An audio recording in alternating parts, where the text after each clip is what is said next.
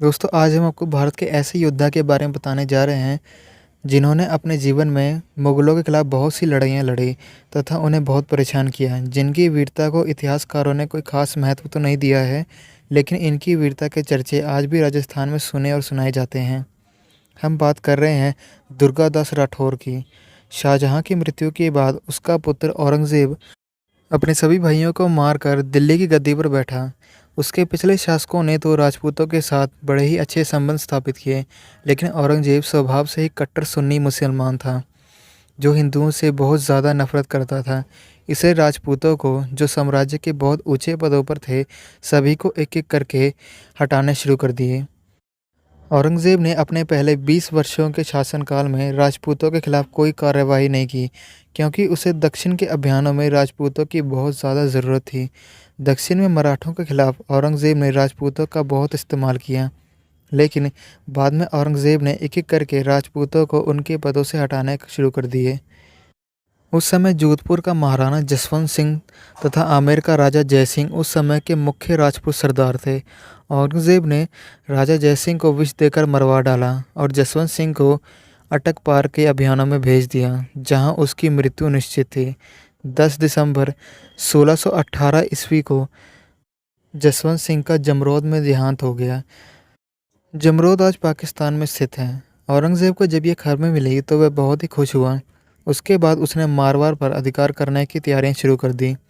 9 जनवरी 1679 ईस्वी को औरंगज़ेब खुद अजमेर पहुंचा और 7 फरवरी को जहान खां बहादुर के नेतृत्व में मारवाड़ के प्रदेशों पर अधिकार करने के लिए सेना भेज दी। मुगल सैनिकों ने जोधपुर तथा मारवाड़ के प्रदेशों में बहुत से मंदिरों को तोड़ दिया और बहुत कत्लेआम किया। फौजदार, किलादार, कोतवाल तथा अमीन की पदवियों पर राजपूतों को हटाकर मुसलमानों को नियुक्त किया गया। जहान खां के नेतृत्व में जसवंत सिंह की सारी संपत्ति को अपने अधिकार में ले लिया गया।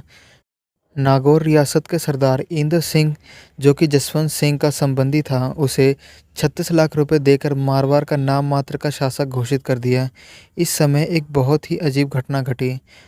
जसवंत सिंह की 2 विधवा रानियों ने जमरोद से लाहौर पहुंचने पर 2 पुत्रों को जन्म दिया। इनमें से एक की तो जन्म के कुछ सप्ताह के बाद ही मृत्यु हो गई, जबकि दूसरा अजीत सिंह जीवित रहा, जो बाद में मारवाड़ की गद्दी पर बैठा। इस मुश्किल समय में कुछ स्वामी भक्त राजपूत सरदारों ने उनका साथ दिया और उन्हें दिल्ली लेकर चले गए। उन्होंने औरंगज़ेब के सामने प्रार्थना की कि वह अजीत सिंह को जसवंत सिंह का उत्तराधिकारी तथा मारवाड़ का शासक मान ले, लेकिन क्रूर औरंगज़ेब ने उनकी प्रार्थना को ठुकराते हुए दोनों रानियों और अजीत सिंह को कैद में डाल दिया। वह चाहता था कि अजीत सिंह को मुसलमान बनाया जा सके तथा उसका पालन पोषण भी मुसलमान राजकुमारों की तरह हो। औरंगज़ेब की इस हरकत से राजपूत क्रोधित हो गए। उन्होंने दोनों रानियों और अजीत सिंह को मुक्त करवाने की योजना बनाई। यह काम दुर्गादास राठौर को सौंपा गया। दुर्गादास जसवंत सिंह के मंत्री अमरकंद का पुत्र था और वह बहुत ही निडर, साहसी, शूरवीर योद्धा थे। उन्होंने दोनों रानियों तथा अजीत सिंह को मुक्त करवाने की योजना बनाई। रघुनाथ भट्टी के नेतृत्व में 100 वीर राजपूत सैनिकों ने बंदी गृह पर अचानक आक्रमण कर दिया। जब वे शाही सैनिकों से लड़ रहे थे, तो दुर्गादास ने इसका फायदा उठाते हुए बालक अजीत सिंह तथा दोनों रानियों को पुरुषों के वस्त्र पहना दिए और मुक्त करवाया। वह घोड़ों पर दोनों को बिठाकर जोधपुर की ओर निकल गए। रघुनाथ और उनके 100 वीर सैनिक इस लड़ाई में वीरगति को प्राप्त हो गए। थोड़ी देर बाद जब मुगल सैनिकों ने दुर्गादास का पीछा किया, तो रणछोड़ दास जोधा तथा उसके शूरवीर सिपाहियों ने मुगल सैनिकों का विरोध करते हुए उन्हें रोक लिया और वह सब शहीद हो गए। दुर्गादास दोनों रानियों और अजीत सिंह को जोधपुर में ठीक ठाक पहुंचाने में सफल हो गया। औरंगज़ेब को दुर्गादास राठौर द्वारा अजीत सिंह को ले जाने पर बहुत निराशा हुई।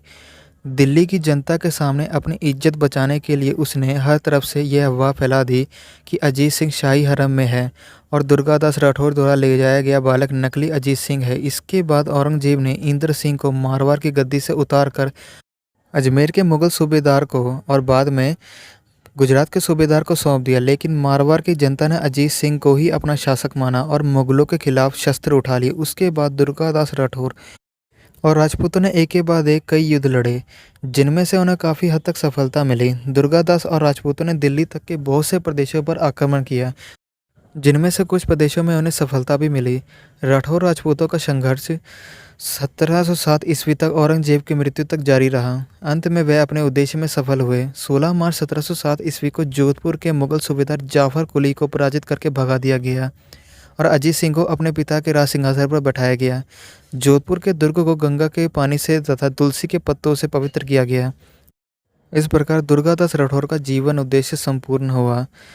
तो ये थी हमारी आज की वीडियो दुर्गादास राठौर के ऊपर। आपको ये वीडियो कैसी लगी हमें कमेंट सेक्शन में ज़रूर बताइए। Thanks for watching my video.